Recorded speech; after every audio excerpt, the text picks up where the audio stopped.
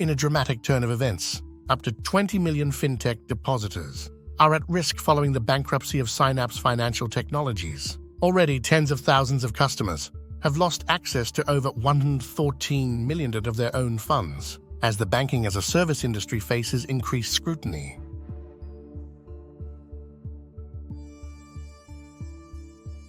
The collapse of Synapse, a key player in the digital banking ecosystem, was starkly outlined by U.S. Bankruptcy Court Judge Martin R. Barash during an emergency hearing on Tuesday.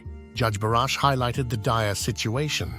"We are looking at a meltdown of this company, with millions of people unable to access potentially hundreds of millions of dollars of their deposits." He emphasized the urgent need for federal bank regulators to get involved.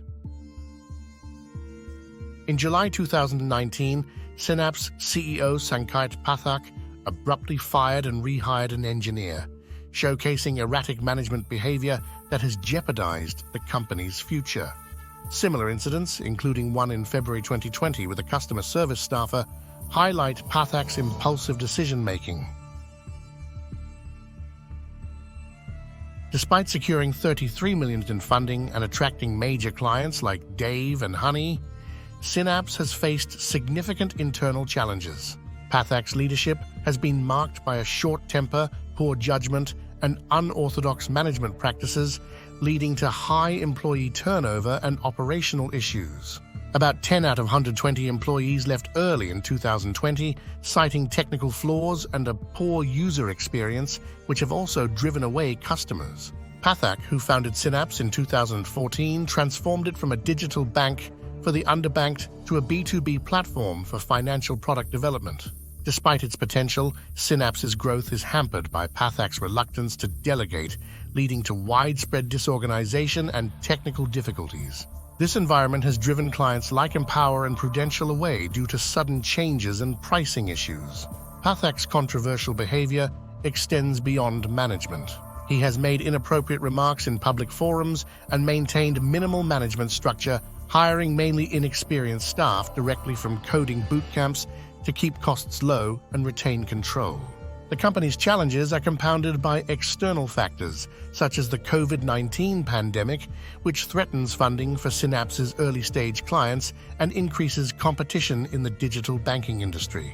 Despite attempts to improve, such as recruiting experienced leaders like Deb Barden, Pathak's leadership remains a critical concern for Synapse's investors, who must balance the startup's potential with its CEO's risky behavior. Synapse, based in San Francisco, filed for Chapter 11 debtor-in-possession bankruptcy in late April.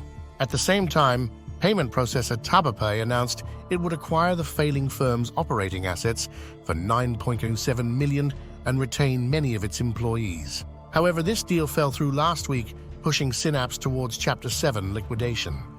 As a banking-as-a-service provider, Synapse acts as an intermediary, connecting fintech companies without banking charters to traditional banks, enabling these fintechs to offer services like FDIC-insured checking and savings accounts and credit and debit cards. The crisis intensified this past weekend when Arkansas-based Evolve Bank and Trust, one of Synapse's banking partners, froze consumer deposits serviced by Synapse, including those of Yotta Technologies.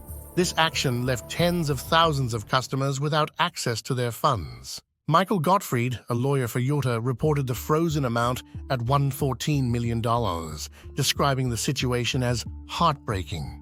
Customers have shared stories of being unable to access money for essentials like groceries and direct deposit paychecks. One affected customer, Mark Agidi from Phoenix, shared his plight.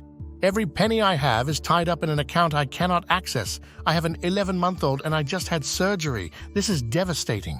Agidi had switched his paycheck direct deposit from a traditional Wells Fargo account to Yotta, attracted by its gamified savings rewards and the FDIC insurance it promised. Evolve Bank justified the freeze, citing lost access to a Synapse dashboard needed for compliance checks to determine individual fintech customer balances. Caroline Stapleton, Evolve's lawyer, explained, "We cannot release funds to people that we do not know they belong to or that we have not ensured have been fully screened for compliance with sanctions laws and anti-money laundering requirements."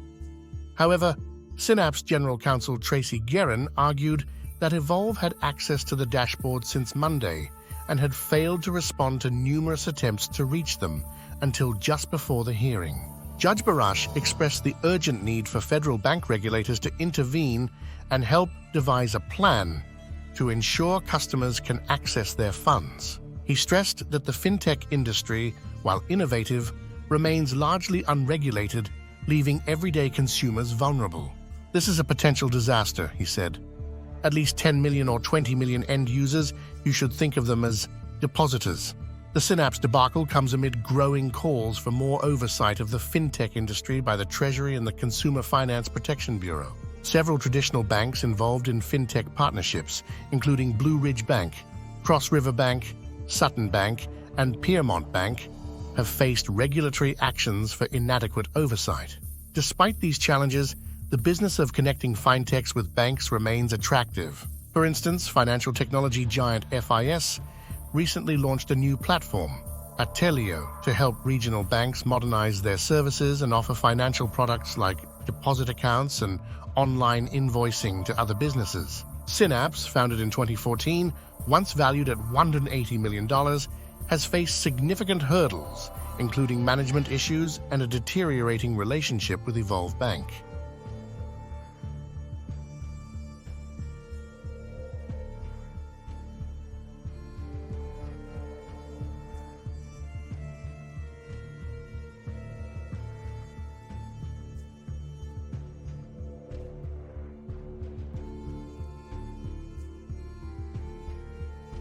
The bankruptcy hearing revealed Synapse's critical cash shortage, with the company struggling to meet payroll and other expenses.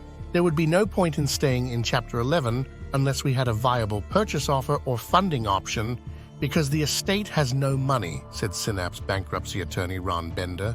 The company has more budgeted expenses than cash available, and the trustee's office may file a motion to force an involuntary liquidation if Synapse does not convert to Chapter 7 bankruptcy by Friday.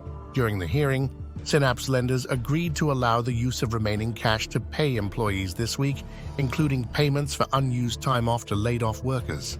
"We're trying to be good Samaritans here," said Darren Asman, representing creditor Triple Point Capital, acknowledging the urgency and severity of the situation. As the situation unfolds, the fintech community and its millions of customers await a resolution that safeguards their hard-earned money and addresses the regulatory gaps in the rapidly evolving industry.